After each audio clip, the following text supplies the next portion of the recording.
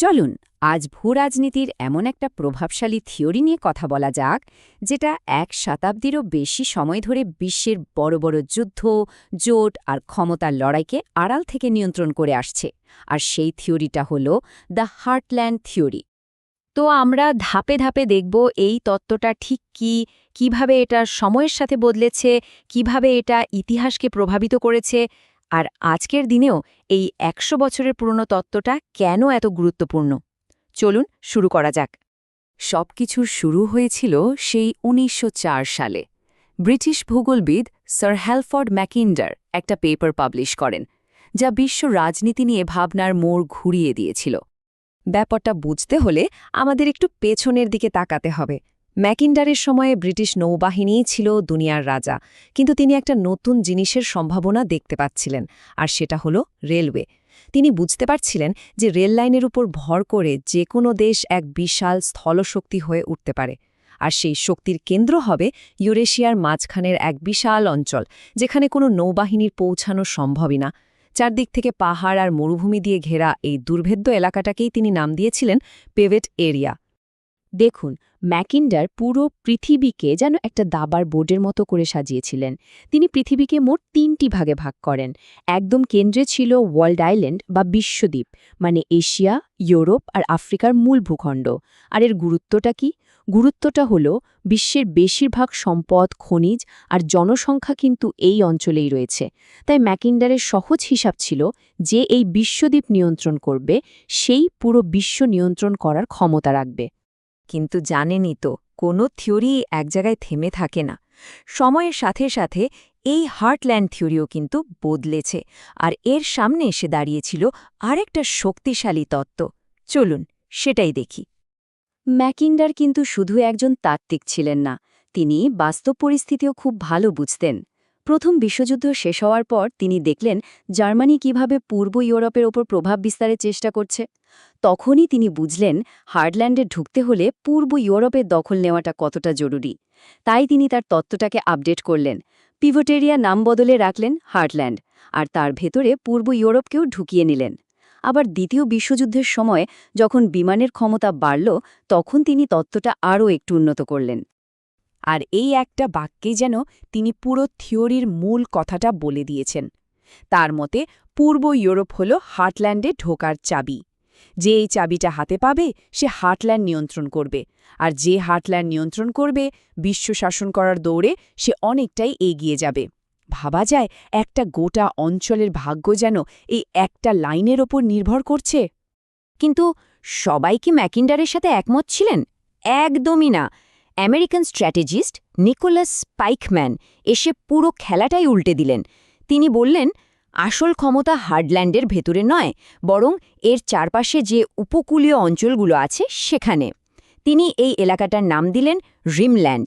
তার যুক্তি ছিল, এই রিমল্যান্ডেই তো বিশ্বের বেশিরভাগ মানুষ থাকে, এখানেই বন্দর, এখানেই ব্যবসা বাণিজ্য। সুতরাং যে এই রিমল্যান্ড নিয়ন্ত্রণ করবে সে হার্টল্যান্ডকে চারদিক থেকে ঘিরে ফেলতে পারবে এবং বিশ্বশক্তি হয়ে উঠবে। এই টেবিলটা দেখুন, দুটো তত্ত্বের পার্থক্যটা একদম পরিষ্কার হয়ে যাবে। ম্যাকিন্ডার জোর দিচ্ছেন স্থলশক্তির ওপর, মানে রেল আর বিশাল সেনাবাহিনী।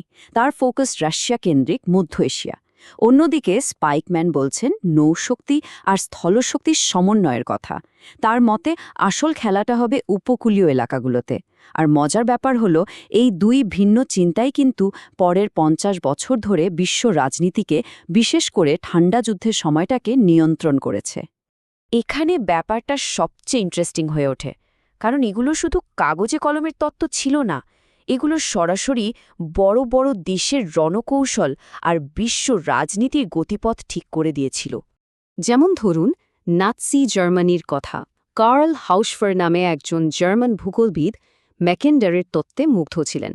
তিনি হিটলারকে বোঝান যে জার্মান জাতিকে টিকে থাকতে হলে লেবেনস্ট্রাউম বা বাড়তি জায়গা লাগবে, আর সেই জায়গাটা হলো হার্টল্যান্ড। এই চিন্তা থেকেই কিন্তু হিটলার সোভিয়েত ইউনিয়ন আক্রমণের মতো সেই ভয়ঙ্কর ভুল সিদ্ধান্তটা নিয়েছিলেন। আবার এর ঠিক উল্টোটা করেছিল আমেরিকা। দ্বিতীয় বিশ্বযুদ্ধের পর তারা স্পাইকম্যানের রিমল্যান্ড থিওরিকে লুফে নেয়। তারা সোভিয়েত ইউনিয়নকে দেখত হার্টল্যান্ডের সেই ভয়ঙ্কর শক্তি হিসেবে, যা যে কোনো সময় চারদিকে ছড়িয়ে পড়তে পারে। আর এই ভয় থেকেই জন্ম নেয় আমেরিকার বিখ্যাত কন্টেইনমেন্ট পলিসি। এর সোজা মানে হল সোভিয়েত ইউনিয়নকে হার্টল্যান্ডের ভেতরেই আটকে রাখো।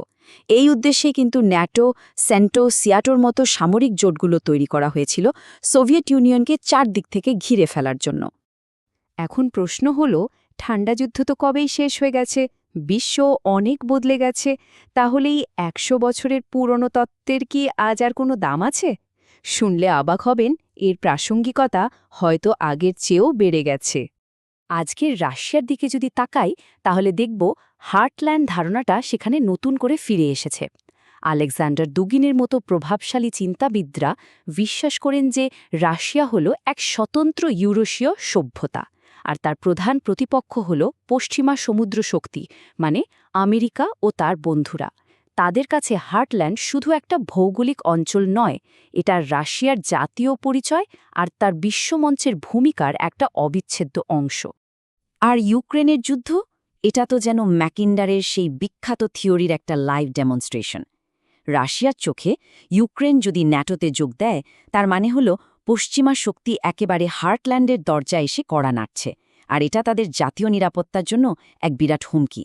তাই ইউক্রেনের যুদ্ধটাকে আক্ষরিক অর্থেই সেই হার্টল্যান্ডের প্রবেশ তার নিয়ন্ত্রণের লড়াই বলা যেতে পারে। এবার একটু চীনের দিকে তাকানো যাক। তাদের বিশাল বেল্ট অ্যান্ড রোড ইনিশিয়েটিভ প্রকল্পটা আসলে কি? এটা কি মকিন্ডার যা ভবিষ্যৎবাণী করেছিলেন তারই একটা আধুনিক রূপ নয়? চীন হাজার হাজার কোটি ডলার খরচ করে রেল লাইন, রাস্তা, বন্দর বানাচ্ছে পুরো ইউরেশিয়াকে এক সুতোয় বাঁধার জন্য। এর মাধ্যমে তারা শুধু নিজেদের বাণিজ্যই বাড়াচ্ছে না, বরং পুরো হার্টল্যান্ড আর রিমল্যান্ডকে অর্থনৈতিকভাবে নিজেদের প্রভাবের অধীনে আনছে, আর আমেরিকার নিয়ন্ত্রিত সমুদ্রপথের ওপর থেকেও নির্ভরতা কমাচ্ছে। কিন্তু একটা বড় প্রশ্ন কিন্তু থেকেই যায়। ম্যাকিন্ডারের সময় ছিল রেলগাড়ি, আর আজকের দুনিয়ায় আছে পারমাণবিক মিসাইল, সাইবার অ্যাট্যাক আর স্যাটেলাইট। তাহলে এই আধুনিক প্রযুক্তি কি ভৌগোলিক তত্ত্বগুলোকে অচল করে দিয়েছে? এই টেবিলটা আমাদের বর্তমান বাস্তবতার একটা ছবি তুলে ধরে। দেখুন, প্রথমত পারমাণবিক মিসাইলের কারণে পৃথিবীর কোনো জায়গায় আর দুর্ভেদ্য নয়। দ্বিতীয়ত সাইবার অ্যাটাক, হাজার হাজার মাইল দূরে বসে একটা দেশের পাওয়ার গ্রিড থেকে শুরু করে ব্যাংক সবকিছু অচল করে দেওয়া সম্ভব। আর তৃতীয়ত মহাকাশ, জিপিএস বা স্যাটেলাইট ছাড়া আজকের দিনে যুদ্ধ করার কথা ভাবাই যায় না। তার মানে যুদ্ধের ময়দান এখন আর শুধু মাটিতে নেই। আর ঠিক এখানেই বিশ্লেষকরা একটা নতুন তত্ত্ব দিচ্ছেন। তারা বলছেন একবিংশ শতাব্দীর আসল বা আল্টিমেট হার্টল্যান্ড হল মহাকাশ। কারণ পৃথিবীর নিম্ন কক্ষপথে এখন সেই স্ট্র্যাটেজিক জায়গা যেখান থেকে পুরো পৃথিবীকে নজরে রাখা যায়, নিয়ন্ত্রণ করা যায়। যার হাতেই স্পেস বা মহাকাশের নিয়ন্ত্রণ থাকবে, সেই হবে ভবিষ্যতের আসল বিশ্বশক্তি। সুতরাং দেখতেই পাচ্ছেন হার্টল্যান্ড থিওরি আজও কতটা প্রাসঙ্গিক। হ্যাঁ, এর ভূগোল হয়তো কিছুটা বদলে গেছে, কিন্তু এর মূল ধারণাটা আগের মতোই শক্তিশালী। এটা আমাদের একটা সহজ কিন্তু খুব জরুরি প্রশ্ন করতে বাধ্য করে। আজকের দুনিয়ায় ক্ষমতার আসল কেন্দ্রটা কোথায়? সেটা কি ইউরেশিয়ার বিশাল ভূখণ্ড, নাকি আমাদের মাথার উপরের মহাকাশ, নাকি সেই অদৃশ্য ডিজিটাল দুনিয়া যাকে আমরা সাইবার স্পেস বলি? আর সবচেয়ে বড় প্রশ্নটা হলো, কে এটা নিয়ন্ত্রণ করবে? ভাবনার ভারটা আপনাদের ওপরই ছেড়ে দিলাম।